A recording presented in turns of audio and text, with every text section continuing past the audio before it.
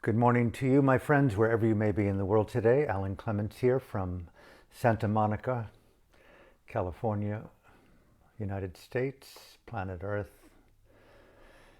May 5th, 2021.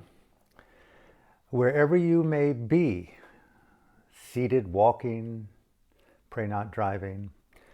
From my heart to yours, thank you for participating in this ongoing series of personal sharings based upon my life. A new book that was recently released called Extinction X-Rated. I'm very happy about this book. It's an autofictional novel about good and evil, and I hope you have the courage to read it. I'm here to be a de facto psychotherapist for you, not a voodoo doll. But from my heart to yours, thank you for tuning in. Today's sharing just came to me just a few minutes ago. The temporariness, another way of looking at anicca or impermanence, the temporariness of, I want to say life, but of beingness. I want to say of everything, the temporariness of everything. Now, that could be heard on so many levels. Temporariness as players within a dream adds dimension. It adds vibratory intelligence, if you will, to the meaning of temporariness. And may I invite you in this sharing, should you decide, to feel into a theme for me that's very pervasive is making my life a meditative experience, embracing Dhamma as an all-time, all posture, all state, all context, all challenges, all crises, all considerations inside and outside of that ephemeral but very tangible confluence of life meeting life. The temporariness of the player in the dream, you and me, individually in our own dream bubbles and collectively in the larger samsaric bubble of intersecting conditions and their temporariness. How to feel the ever-present truth reality of anicca, of anatta, of dukkha. Isn't that the Dhamma quest? Isn't that why we mindfully engage the phenomenology of inner and outer being at the confluence of perception, sight, sound, taste, sensations, and of course those very, very nuanced dream states of consciousness called papancha and sanya, perception and proliferation, that give perception to this dream. Where is it? Where are birds? Where are death? Where is life? Where is the cemetery? Where is the future? Where are the dimensions? Where are ghosts? Where are devas? Where are homes? Where are mortgages? They're all ideas in this papancha field of sanya, perception. But the quest for the real, the opposite of the temporariness of the player in the dream, is there a concept that points to the direct experience of a permanency within the temporariness? The quest for the nibbana molecule, unconditional non-engagement, engagement with phenomena. Who could imagine that we're alive in this world today and having to come to terms with the reality of the fabric? For me, maybe for you, as I feel more into the meditative nature of this anicca and the emptiness of phenomenology, the non-permanent subjectivity of a constantly subjective world, that dyad without permanent reference, outside or inside, the kaleidoscopic, holographic analogies of just, wow, are we dream creatures dancing on a photonic canvas of infinity? High dose of the psilocybin, the molecule of the lysergic, the TMM, the DMT, the MEO, whatever it is that illuminates the meditative lens to feel more intimate, intricate, nuanced dimensions of the fabric that gives rise to this body and mind, right? Just vibrating in this field of photons. Anyone who's ever done the psychedelic and has decathexed from those papanchas, those perceptions of just proliferating psychological existential narratives and beliefs of interactive intimacy and fear, called samsara, the wandering mind traversing through its delicacies and terrors. And all of a sudden you step back in a mindful, feeling relationship to the reality of anicca, anatta, and dukkha, and you go, oh my God, I am not what I think I am.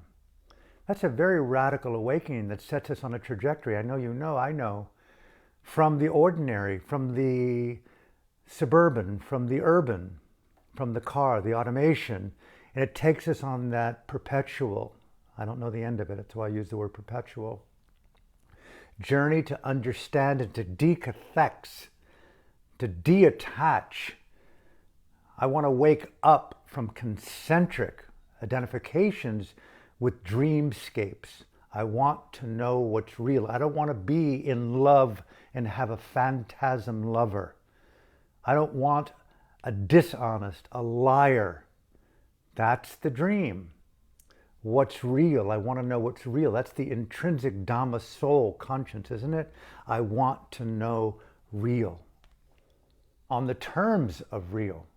And so we develop the facets of consciousness known as the Eightfold Path and the 5 spiritual powers and the 7 factors of enlightenment, all coming into configuration with this mindful intelligence that sees the phenomenology as it really is. It wakes up from the dream. I hope you're hanging with me here today. Thank you for coming out. All spontaneous as usual. And I'm thinking today, as I dive more deeply into this sharing, within this temporariness of beingness, and boy, is it temporary. 200 million years from now, as they tell us, our mother sun that heats the earth enough to sufficiently warm the oceans and give us light in this 7-mile high of photonic radiance. In an otherwise darkened universe, it grows our food. It darkens our skin. To talk about the fragility of the dream of this existential context, to say it's mind-boggling is just insane. To wake up from this in itself is a type of induced insanity, to overcome the insanity of ordinary. But who can walk not the razor's edge, but the perpetual engagement of this dreamscape to substantiate the true reason of safety. Those of you who really desire safety and freedom from the dream of suffering, right there, that's the key word. I'm trying to get to it. Thank you for being patient with me. Dukkha, in the Buddhist Pali language, this what is the word for it? This dukkha, what's another way other than suffering? The impossibility to satisfy, that's it. We try and we try and we try over and over and over again and perpetually try to have that which is unsatisfying satisfy us until there is a turning away from that dukkha-scape. Now remember the first teaching of the Buddha according to the traditional Buddhist text called the Dhammacakka Sutta. You may know that. The turning of the wheel of the Dhamma.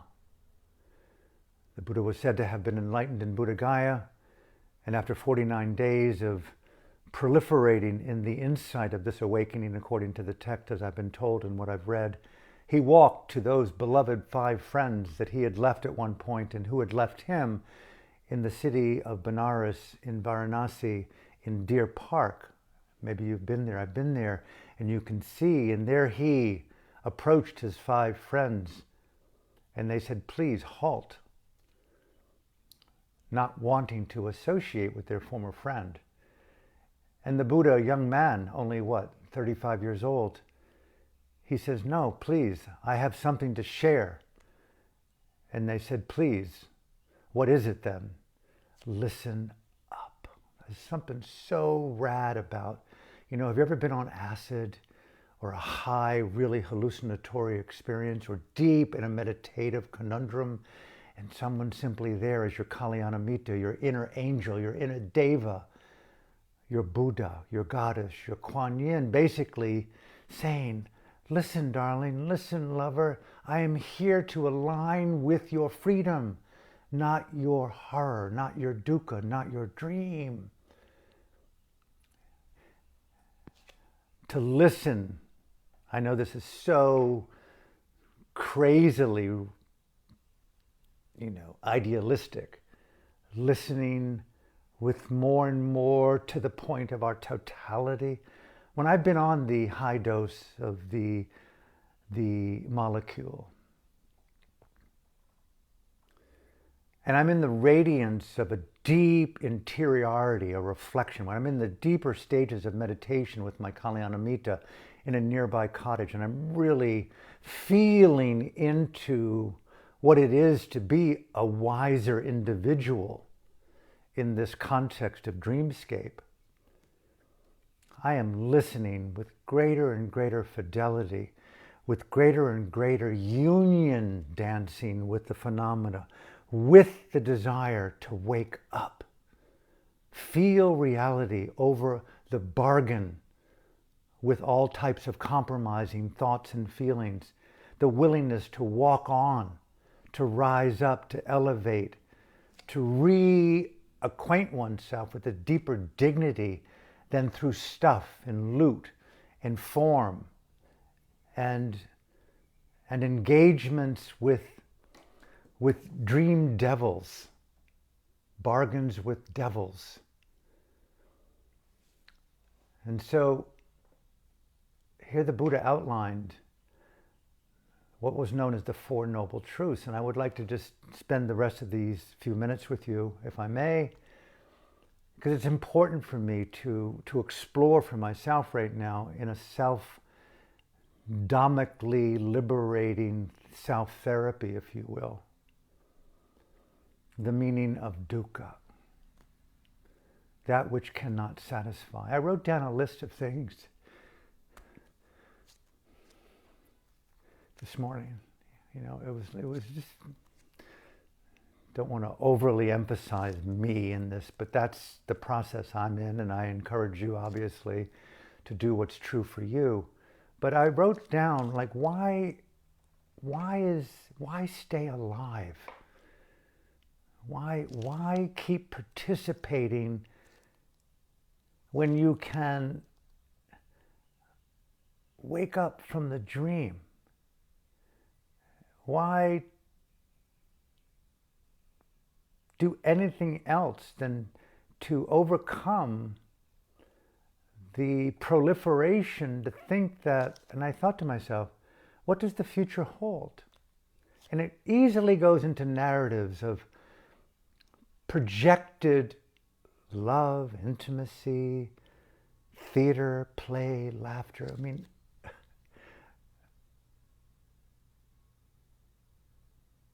when I went to become a monk, it was not to go to the cinema of the next Netflix special. It wasn't to mindfully learn how to masturbate. It wasn't to eat Burmese food. There was a driving fire that I had had enough of being contoured and shaped by forces inside and outside against my own will, and I did not have the mind control to know how to decentralize my own identity from the dungeon of dukkha, the dream of dukkha. It's real. Suffering is real. Illness is real. Disease is real. Aging is real. Being associated right now in the gulags of Burma with terrorist torturers is dukkha. It's real. The Buddha was telling his 5 friends, listen up, my friends. I have discovered that dukkha is an ever-present reality and that there is a way to transcend this dreamscape of dukkha. Being associated with that which is unpleasant, not having what one wants when one wants it, is dukkha.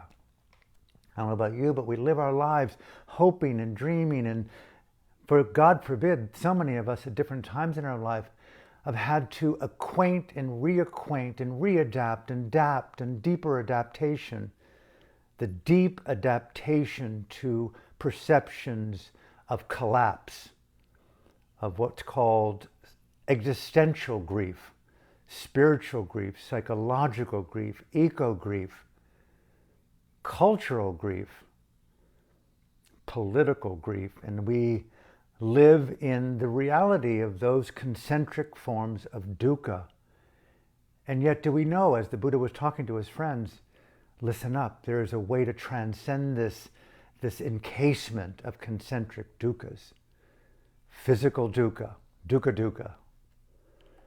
I can't even imagine, I've been diagnosed recently, those of you who've been tuning in know, with what's called an acutely enlarged ascending aorta aneurysm, in which they're advocating, several surgeons at least are at this point, immediate intervention through a complicated surgery.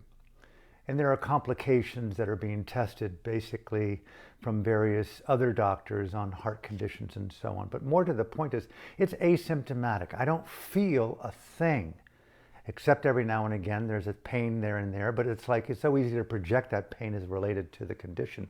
But they say it's primarily asymptomatic. They call it the SK, the silent killer.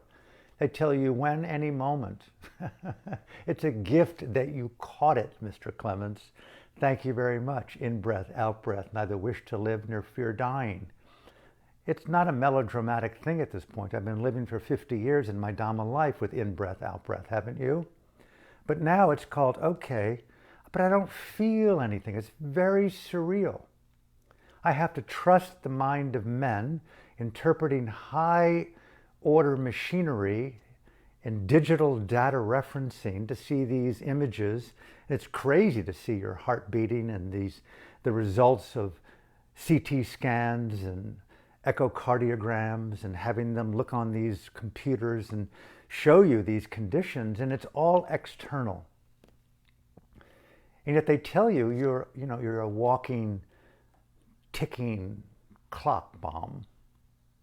Like you, like me. Life is that event. The Buddha's talking to his friend, outlining the first noble truth. My discovery, my friends, has been that we're encased in a biological, interrelated phenomenology programmed by impermanence and emptiness and dukkha. Identify with any sensation.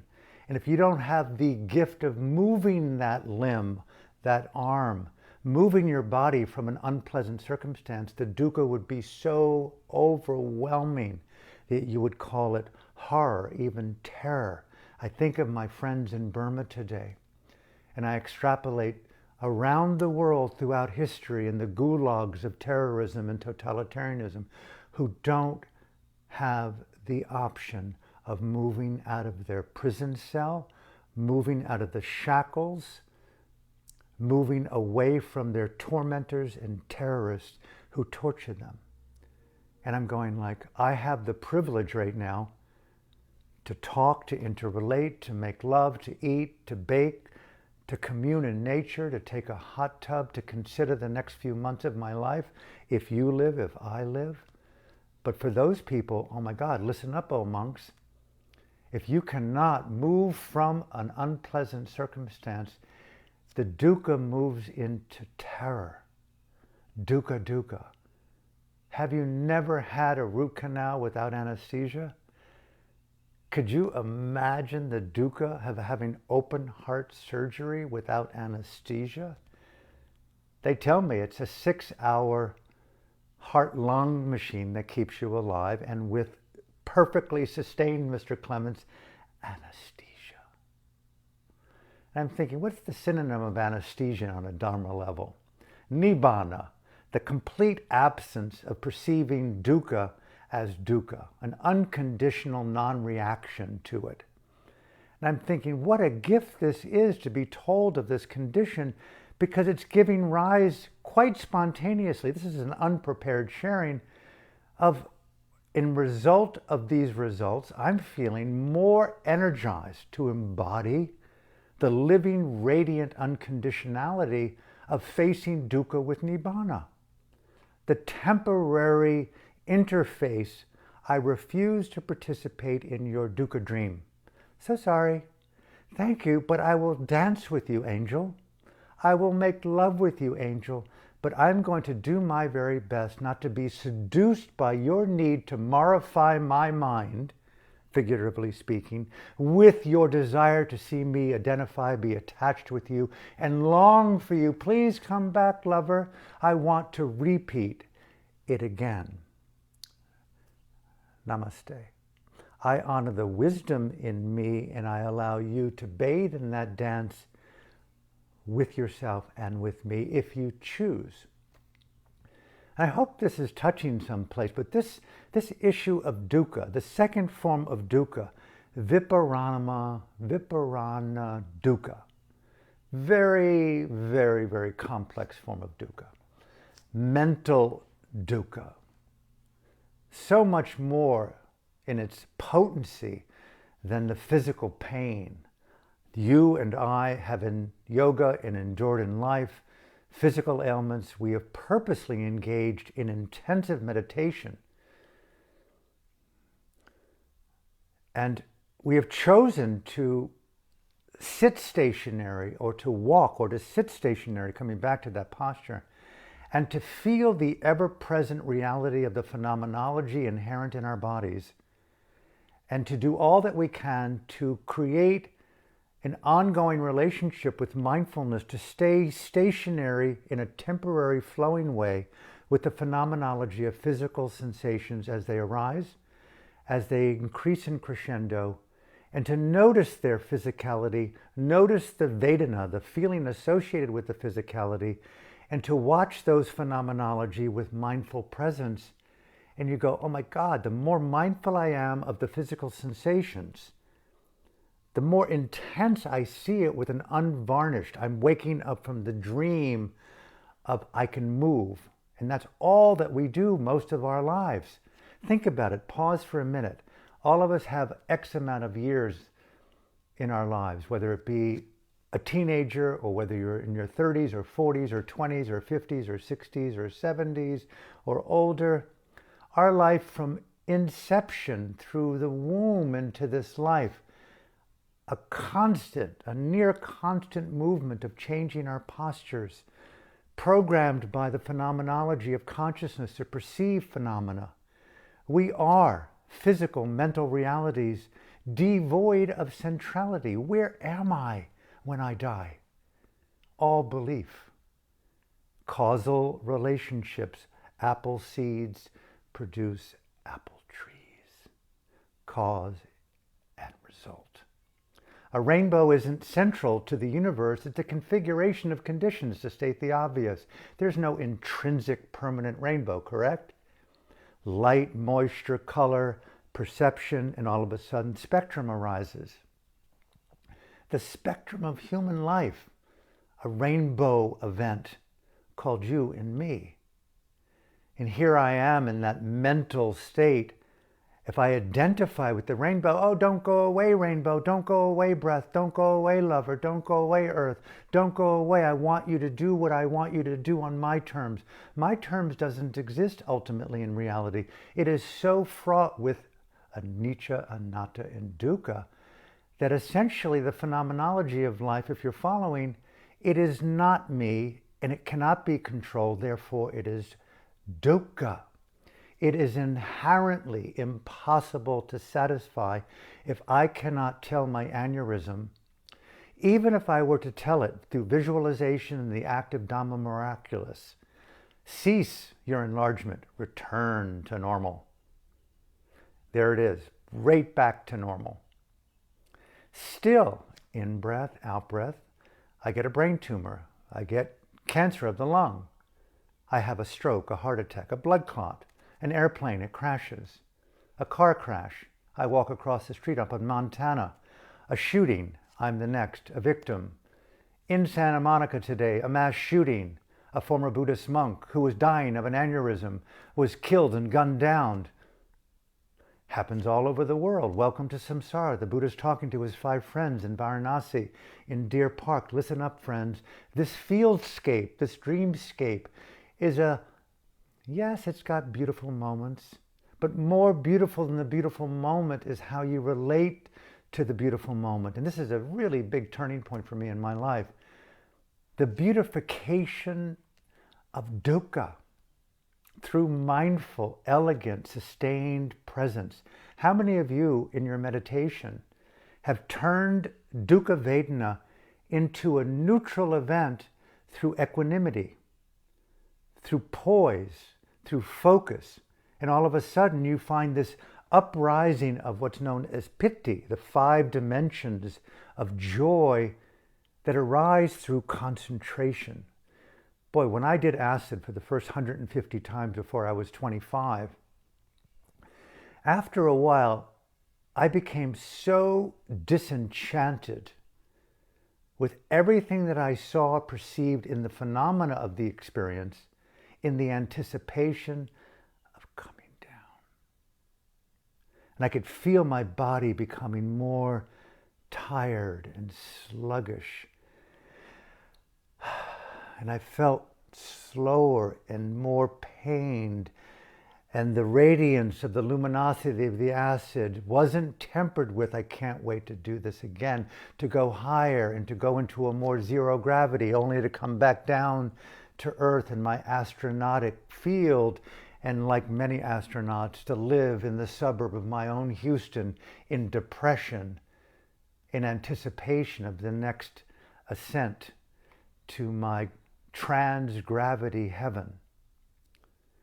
That metaphor for me is dukkha and nibbana, the Buddha talking to his 5 friends. Listen up, my friends. Listen up with the totality of your being. There is a freedom beyond dukkha. That is mind-boggling. So this mental field that I cherish so much, it is just constantly, as you know, and it's more so than ever, anicca, anatta, and dukkha. The joy at this moment is through, and I don't know the language for this that really speaks to me with high happiness, is dispassion. It is so tantrified, so intimate, so, I won't even exaggerate with the orgasmic word, but it is the nuanced sense. If you've ever known the success of abstinence through an addiction, or the continuity of a compulsion that you no longer had control of, and you were just riding in the cyclic overdrive of repetition, whether it be love, fantasy, beauty, sex, masturbation, money, all the various ways in which we get enthralled with repetition, to do. Where's my life gone? I've been a corporate whore, I've been a Buddhist whore, I've been a mindful whore, I've been a what a whore. I mean, where did my life go? I got repetitiously involved in the unrecognized addiction to dreamscaping. And then the nekama factor, the mindfulness and renunciation, decathects. And you go, oh my God, the satisfaction of non-participation and compulsion is such a higher joy than the perceived joy of anicca with addiction, right? You can't get high enough off cocaine to do it sufficiently enough. It takes the opposite of turning back the grasping.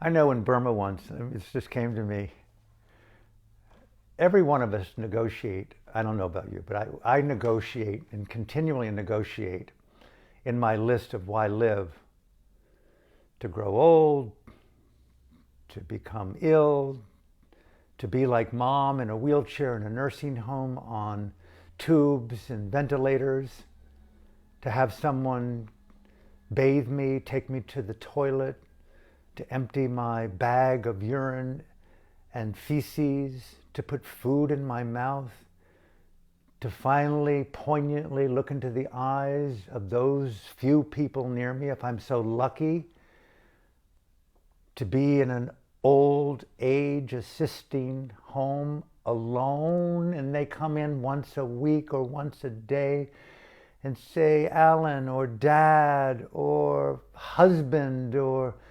brother, you've been so special to me. And I'm looking up through the haze of my morphine, knowing that death is just a minute or a month away.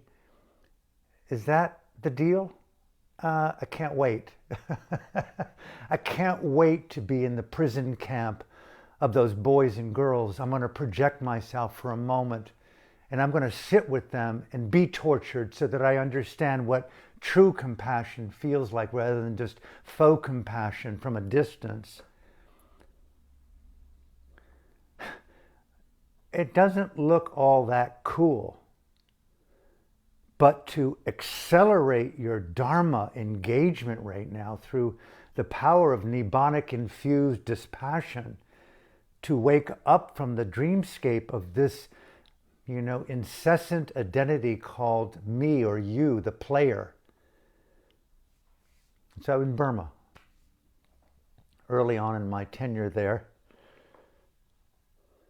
and we weren't allowed to use the beloved zafu, round cushions stuffed with kapok and cotton, or a synthetic. You couldn't sit on anything that was made of cotton or wool to raise your buttocks, unlike the Burmese, who primarily had been growing up their whole lives on floors and have these unthinkable, nimble ankles and knees and hips that just, their legs go right down like, praying butterflies on the floor without a cushion, and they can sit upright, and it's like mind-boggling.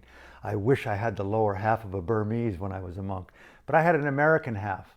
I was athletic. I was a football player, baseball player, basketball player. I trained those legs to run like antelope feet. And they were tight and muscular, and they just didn't do what I wanted. And I had the desire to sit there through these anguishing hours. In-breath, out-breath. Oh my God, I'll never make it through. In-breath, out-breath. I can't wait to go home where I can ride a bike and I can be in a car and I can move my body. I can go to the gym. I can go back to a more regular yoga schedule. In-breath, out-breath. I hate being a monk. I hate looking at my mind. I hate my fucking body because it doesn't allow me to control it through mobility and choice, right? It's like all of a sudden jump time to that aged assistant home where 10,000 million trillion human beings are living right now in assisted living, encased in their own biological cognitive field, their own individual samsaras, without support, without machination, without medicine, doctors, and loved ones. They live in the torture field of an encased consciousness. And so those of us on the outside have gotten wind to those heavenly messengers, as the Buddha talked to those friends. Listen up, O monks. Being embodied means one ages, gets ill, one dies. Being associated with that which you do not want. Not being able to be with those you want. In short, O monks, the 5 aggregates of rupa, physicality, Vedana, sensation, sanya, perception, sankhara, mind states, and vijnana, consciousness. That is the field of being. And without awareness in nibbana, in associating with those 5 aggregates, there is dukkha, suffering, physical suffering, mental suffering, and the suffering of impermanence. No matter how joyful it becomes, it's a condition. seek the unconditioned, right? It's so theoretically clear. But we try to escape these inevitables through form and time and movement, and life is masked, a mass stream within the dream. But if you sit still and just abide, beyond the need to quiet the stress and just see the unvarnished nature of beingness, naked reality, the NR word, naked reality on the terms of reality, the five aggregates as they really are. Mindfulness has that unique, as you know, as I know, unique, splendid quality to feel reality as it really is. Yes, that tantrified intimacy of seeing and feeling and knowing. Well, I'll close here. Since we couldn't use cushions, I had the idea, and I checked it out with my Kalyanamita. He said, yeah, you can do that. An air cushion. But there were no air cushions in Rangoon. I had someone check the city. They couldn't find an air cushion. Then a friend apparently was going to be coming from Calcutta, and I said, please, if you actually come, buy me an air cushion, an inflatable small air cushion that I can sit on. This person showed up. It was like the Buddha meeting his five friends. She gave me this air cushion, and I went, oh my God, enlightenment is hours away. I can finally prop my ass up and sit properly with back straight, arms poised on my knees down on the floor. I'm in the configuration of Nibbana at any moment now. My concentration will focus and refine. You found the formation to your perfection. So I'm in the hall with my air cushion, and I could not believe, I could not sit for 10, 15, 20 minutes without, here it comes. Be mindful of the pain as it increases. Notice when you move. And no matter what they tell you, that it's not how long you sit, it's what you do in whatever you do. It's a kind of like, I wish I could sit longer, and I know I'll go deeper if I can sit longer. There's no way I'm going to go deeper by these mini sittings of 5 to 10 to 20 minutes, no matter how mindful I am. And the propaganda of that lie, it's a lie. It's a lie. To identify with sitting meditation as the preferred posture for freedom is just absurd. However, it's taken a long time to understand that. That air cushion helped me. Well, after about 2 or 3 weeks of air cushion dharma in the meditation hall, and because I was a new monk, although I was older than a lot of monks who had ordained at a younger age, you always sat at the back of the hall, and the really young koyins, they call them, the under 20-year-olds, and a lot of them are under 18, 16, 15. Even in the monastery, you see boys and girls as young as 6 or 7 or 8 who've ordained as nuns and monks, which is really rad. But I'm in the back, and I'm looking and walking in the hall, and I look back, and I see about 3, 4, or 5 of these young monks.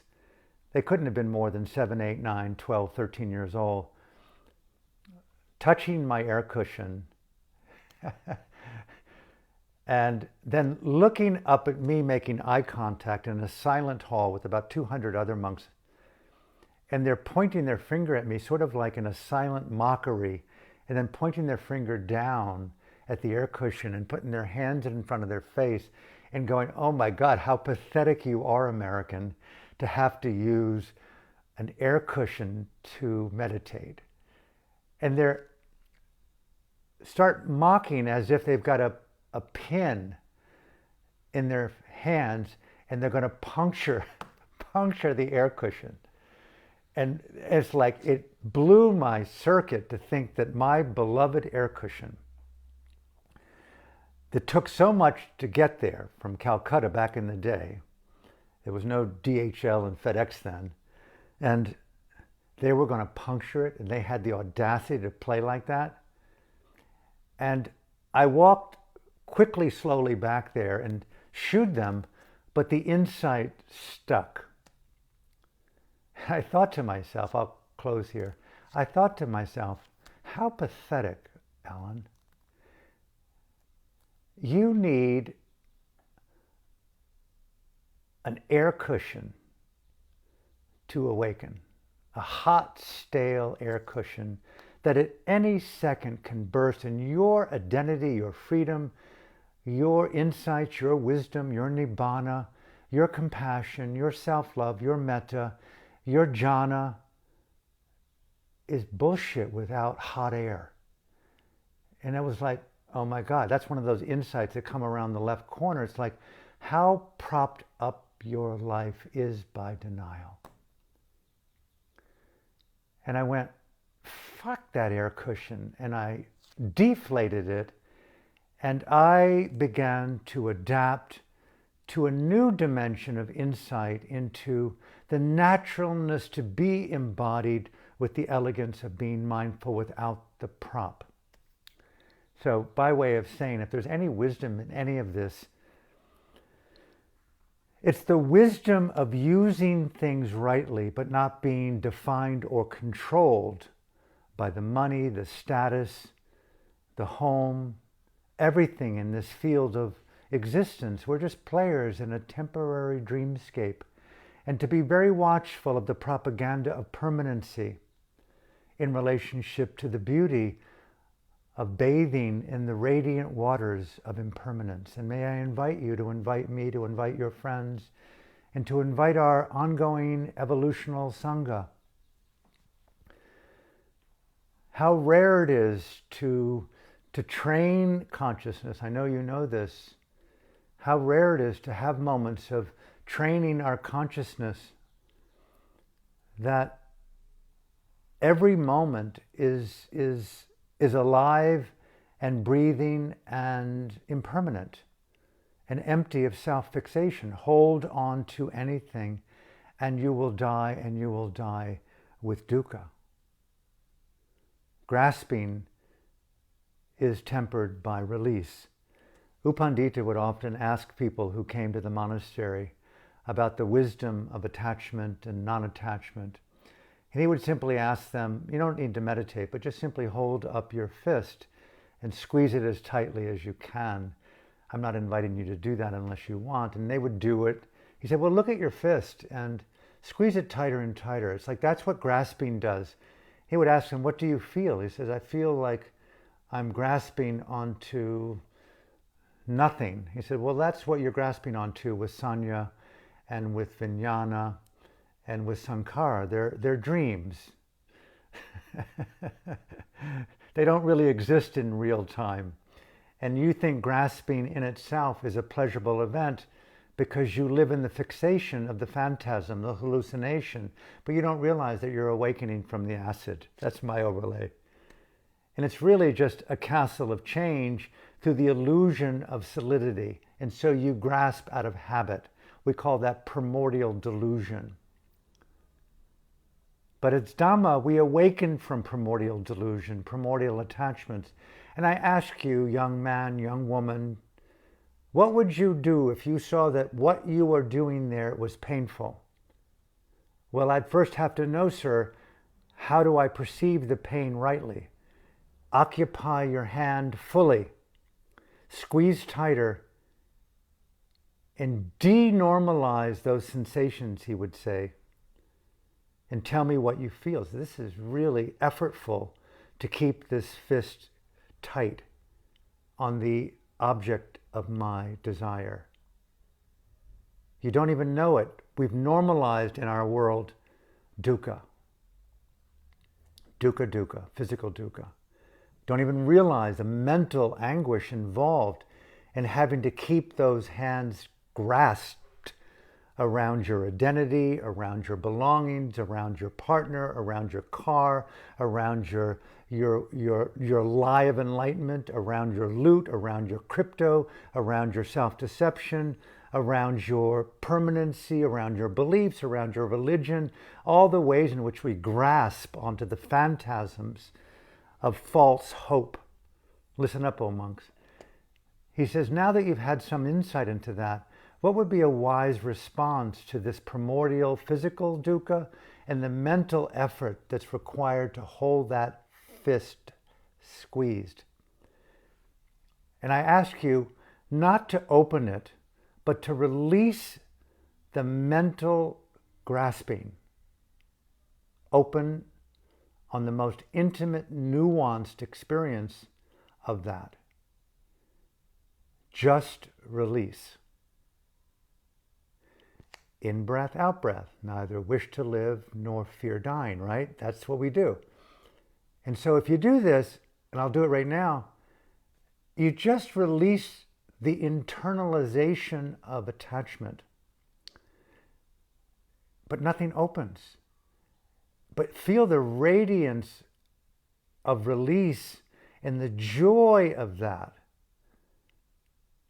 For me, I've been given this weird diagnosis, asymptomatic, but the gift of even the attachment to tomorrow, even the attachment to today, the attachment to my voice, my senses, my daughter, my life, my books, all of it.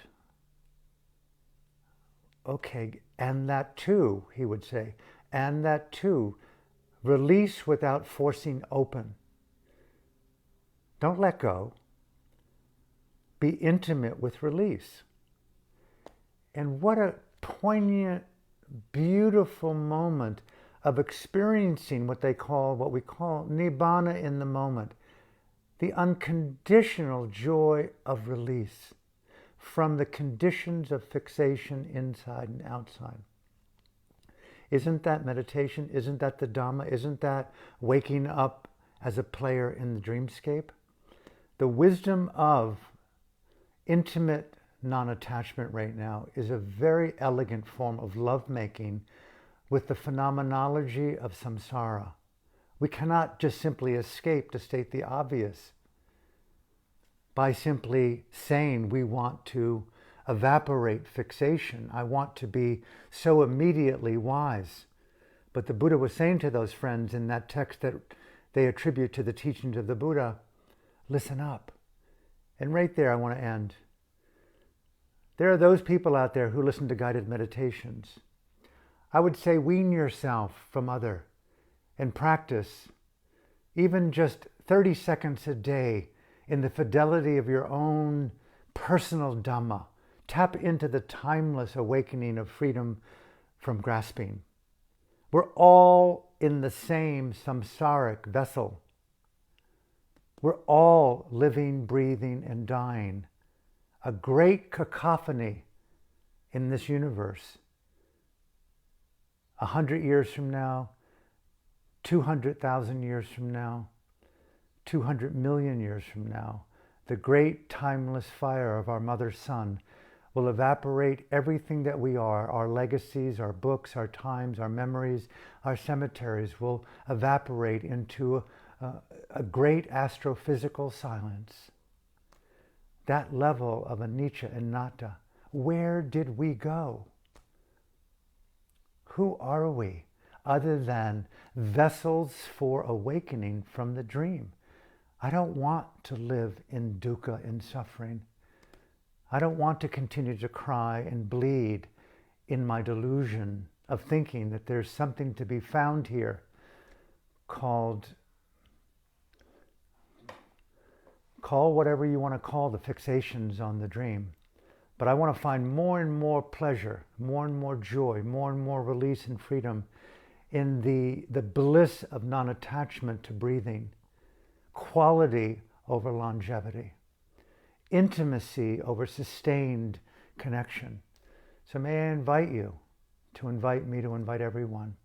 How can we really walk the walk now more and more and more? And whether we live or die, and especially if we die, when we die, we will leave the gift of walking the walk. There were those temporary examples of dream figures within the dance of existence who walked the walk of the Four Noble Truths and learned these three dimensions of dukkha, physical dukkha, mental dukkha, and the dukkha of oscillation, and chose to be a being dedicated to freedom from suffering and the elevation of the bliss and the joy of the unconditional nibbana. So, from my heart to yours, thank you for tuning in. Thank you for hanging. May you have a beautiful day. May you radiate with the dream of your own dream within the dream. May you live with the most fidelity to your principles and values. May you take time to undress, to dance, to quietly cry, to feel, to commune, to say things to yourself that you've always wanted to gift yourself, to anoint yourself in your most fragrant, spiritual, dharmic, psychological non-attire, to write, to text, to communicate to the lovers of your memory, to the people intimate to you, to your own sangha, to your tribe, to evacuate the fear of loneliness and to come out of the projection of hope somewhere other than tomorrow by living in the beauty of giving ourselves the gift of Dhamma. Not today, not every hour, but I dare say, I feel in my own case, I won't say breath by breath, but certainly minute by minute right now. So I hope to see you tomorrow. And from my heart to yours, thank you for being a part of my life.